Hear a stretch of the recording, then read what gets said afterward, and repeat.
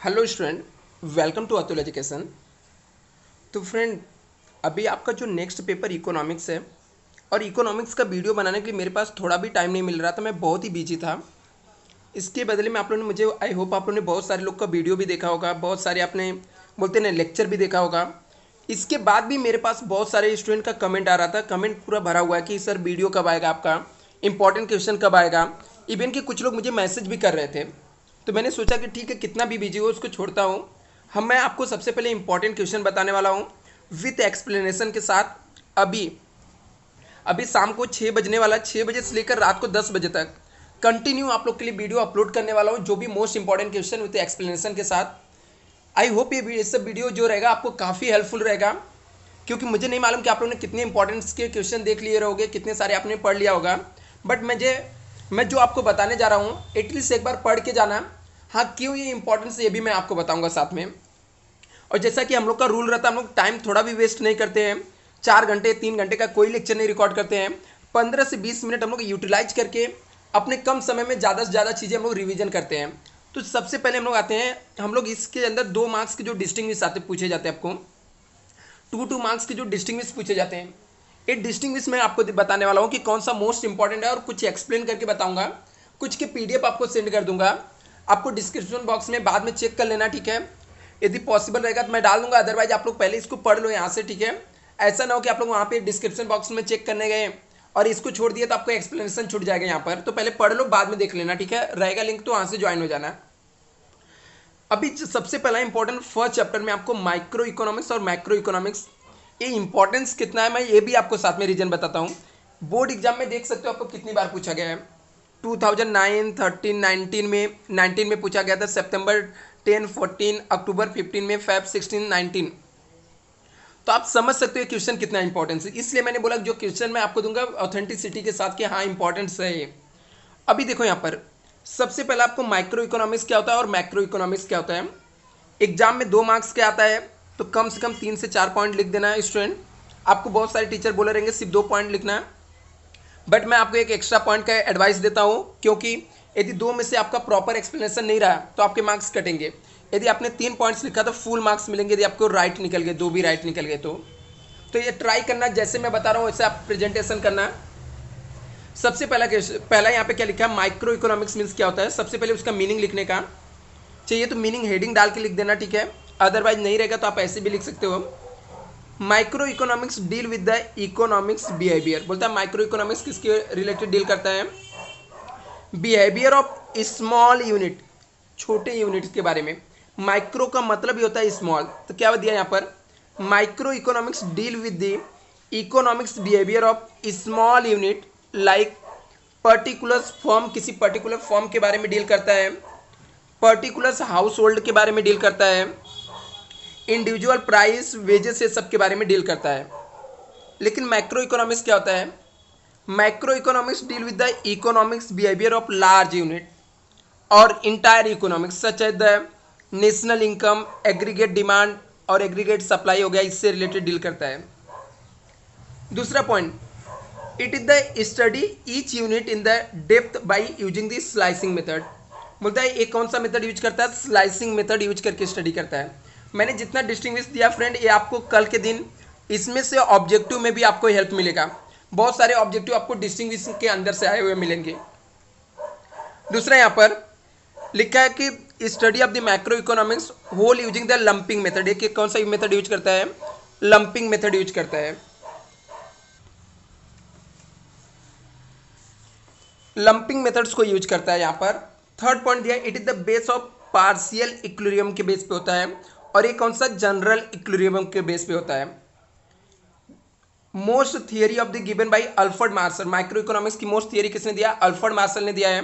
यहाँ पे Lord's GeM केनेस ने दिया है। तो ये फर्स्ट आपका इंपॉर्टेंट क्वेश्चन है। दूसरा, पार्शियल इक्विलिब्रियम क्या होता है, जनरल इक्विलिब्रियम क्या होता है, इसके बारे में भी आपको डिस्टिंग्विश पूछा जा सकता है। 14, 17, 16 में पूछा गया था।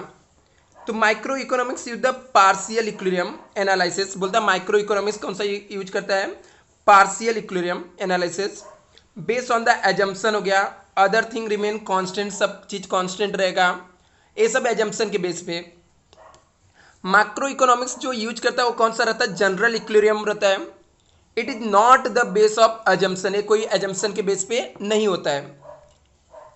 Partial equilibrium study the equilibrium of the consumer, firm, industry और मार्केट के बारे में स्टडी करता है। किसके बारे में स्टडी करता है, कंज्यूमर के बारे में, फर्म के बारे में, इंडस्ट्री के बारे में, मार्केट के बारे में। It deal with the equilibrium posting of the economic whole, पूरे इकोनॉमिक्स के बारे में स्टडी करता है कौन, general equilibrium. It deal with the one और टू वेरिएबल्स, ये कितने बारे में डील करता है, वन और टू वेरिएबल्स में। At the time so the simple methods, it is the independent, simple और इंडिपेंडेंट रहता है। It deal with the all the variables, ये सब वेरिएबल्स के बारे में डील करता है economic system. Simultaneously so it is the sophisticated, there is the interdependent होता है। Partial equilibrium regarded at the arms of the eye view होता है यहाँ पर, और ये क्या होता है, बर्ड्स ऑफ आई व्यू होता है। तो ये सब इसके इंपॉर्टेंट पॉइंट्स थे, इसको अच्छे से प्रिपेयर करके जाना है।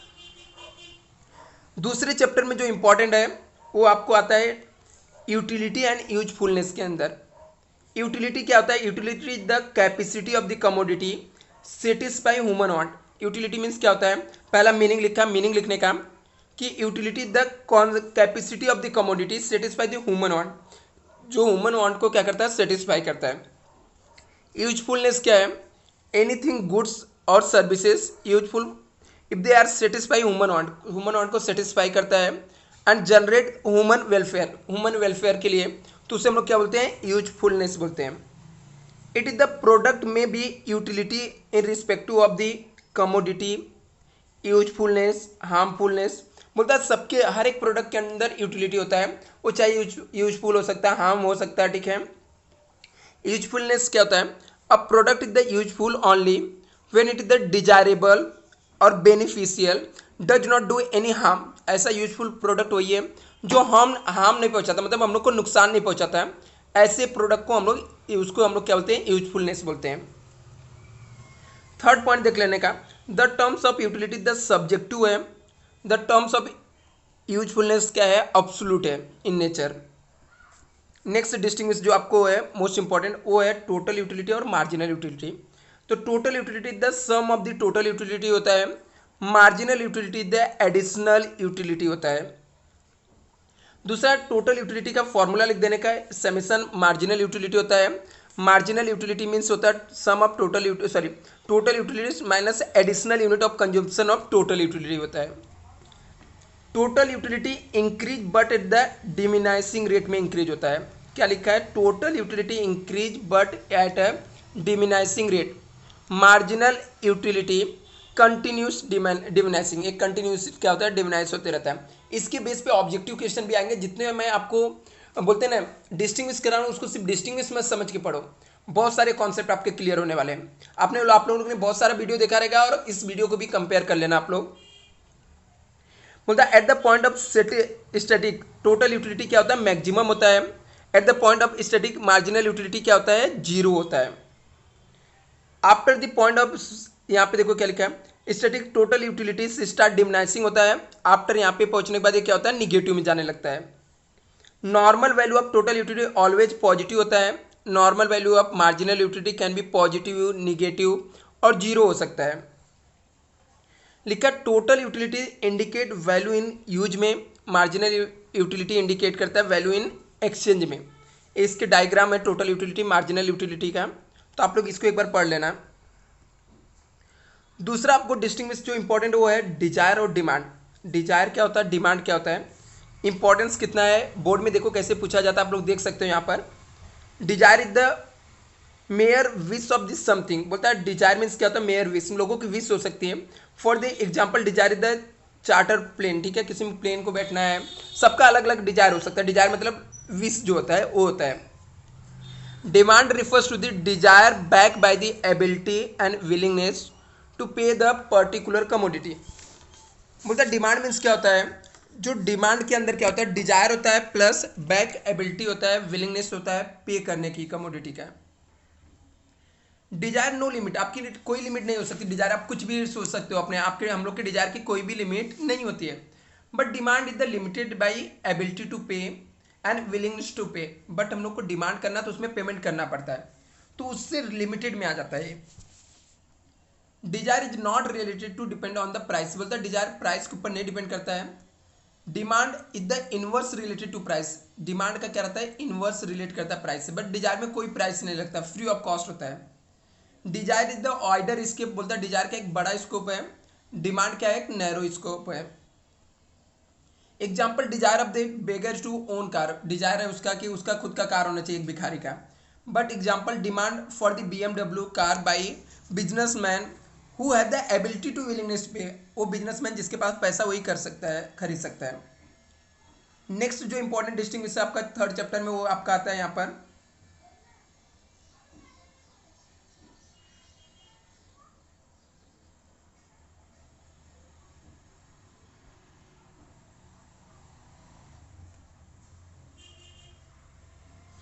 Increase demand and decrease demand है।